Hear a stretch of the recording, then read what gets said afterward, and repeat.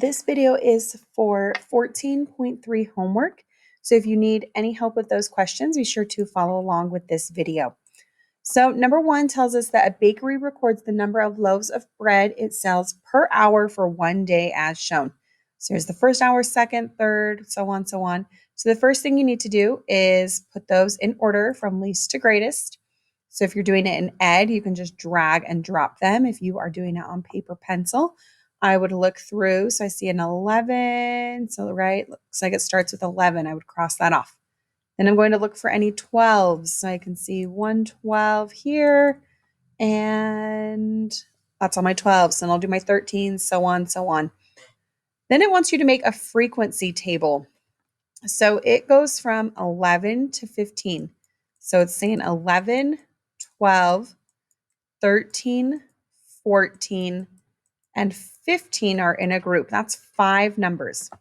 So the next one goes from 16, and we're counting 5 numbers, 16, 17, 18, 19, 21. So then my next one goes from 22. So I count up 5, go to the next one, count up 5. So then I see how many numbers are between 11 through 15. So right, I would count in my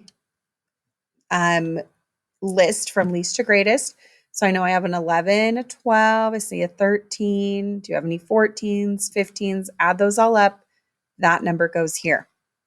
Then once you have finished your frequency chart, you come over here and say, okay, we had this many of these.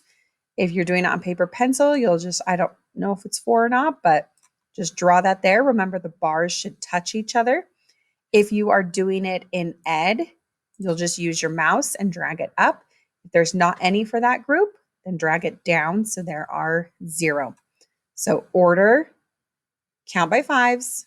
So 11 through 15 is 5, 16 through 21 is 5, 22 through what is 5, one more through 5 is what, how many are in that range, that range, that range, and then make your histogram to match. Number 2 tells us that this table shows the survey results about the number of hours a week students spend studying. So here's the hours. So one student spends 1 hour. For 2 hours, there's 1 student. For 3 hours, there's 4 students, and so on. So it grouped it by 1 and 2, 3 and 4, 5 and 6. So it went and it said, this is a group. There's 2 hours in that one, 2 different hours in this one, 2 hours, 2, 2, and 2. So it made 6 groups of 2. There's 2 numbers in each of these intervals. So now I can see there's 1 plus 1 is 2 students. So this next one had 4 students and 2 students makes 6 students. So see how many students, so students are from the bottom. So how many had 5 and 6 hours, 7 and 10 hours, so 7 and 8 hours, 9 and 10, and 11 and 12. So add the students together. Then this first one, the first section had 2 students. The next one had 6. So remember, my bars touch each other. And for that range, it goes up, that interval goes up to the number it frequented. Number 3, the histogram shows the amounts of time students spend exercising per day, rounded to the nearest hour. So exercise time in minutes. So 1 to 15 minutes has this many, and you can see all the way to 90 minutes how many students did that. So which statements are true? Select all that apply. There are a total of 6 students that exercise. So remember, students, right? In this group right here, there's already 11 students. So there are not 6 students that exercise. There are 6 groups of students, but there are not 6 students. There are 36 students that were surveyed. Well, that sounds better, but I think we would need to check that. This has 11 plus 9 plus 5 plus 7 plus 3 plus 1. If that equals 36, then yes, there are 36 students they surveyed. So we're looking for the most common, which means which one goes the highest. Is that 1 to 15?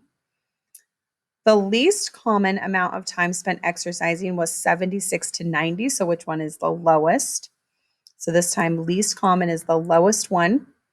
And this says most students exercise more than 60 minutes per day. So here's 60. So here's the ones that are more than 60. Do you feel like that this is most of the students, or is this most of the students? So most of the students exercise more. If you think this section is bigger, then yes. If you think more of the students are over here in these lower minutes, then this is not true. This list represents temperatures for the month of June rounded to the nearest degree Fahrenheit. So here's all of our temperatures for June. So they found the lowest was 71. And our highest, so I see a 104, and they chose to count, so from 71 to 80 is 9 numbers: 71, 72, 73, 74, 75, 76, 77, 78, 79, 80. So, is this actually 10, not 9? Sorry, 10. So from 71 to 80, we have 10 numbers here.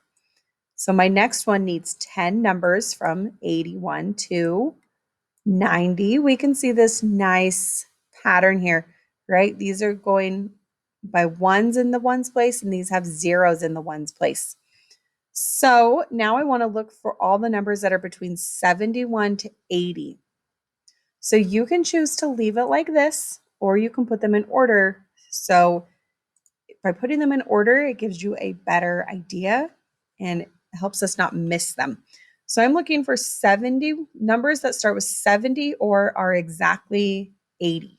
So here is 1, 2. So just 2. So my next one, I do 81. So maybe I'll grab a different color here. So 80s, 1, 2, 3, 4, 5. So it looks like 5 of these fit here. And then you'll do the 90s and 100s. So every time there should be 10 numbers here. And then how many of those do you have? Number 5 says that Gustus bought three pairs of shoes.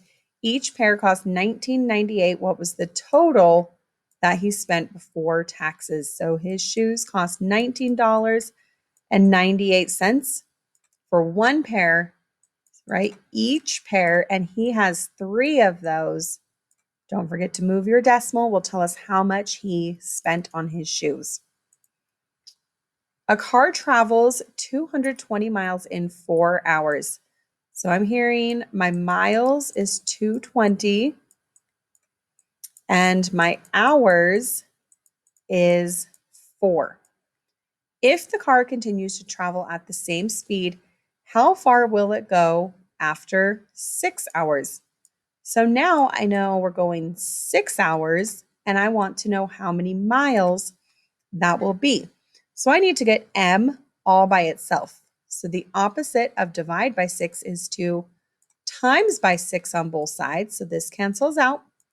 So 220 times 6 divided by 4 will tell us how many miles the car traveled in 6 hours. A bucket can hold a total of 5 gallons of water. So here's my bucket. And when it is full, it holds 5 gallons. And the bucket is only 45% of the way full, though. How much water is in the bucket? So we know we have our part and our total. So if the bucket is totally full, that's 5 gallons. And we know that would be 100%. But it's only 45%. So we want to know the water That's actually the part of the water that's actually in this bucket. So we want W by itself. So we get opposite of divide by 5 is to times by 5 on both sides. So this cancels out. So 45 times 5 divided by 100 will give us our amount of water. Okay, so go ahead and finish up those questions. If you have any other homework or questions, be sure to let me know and we can set up a time to meet together.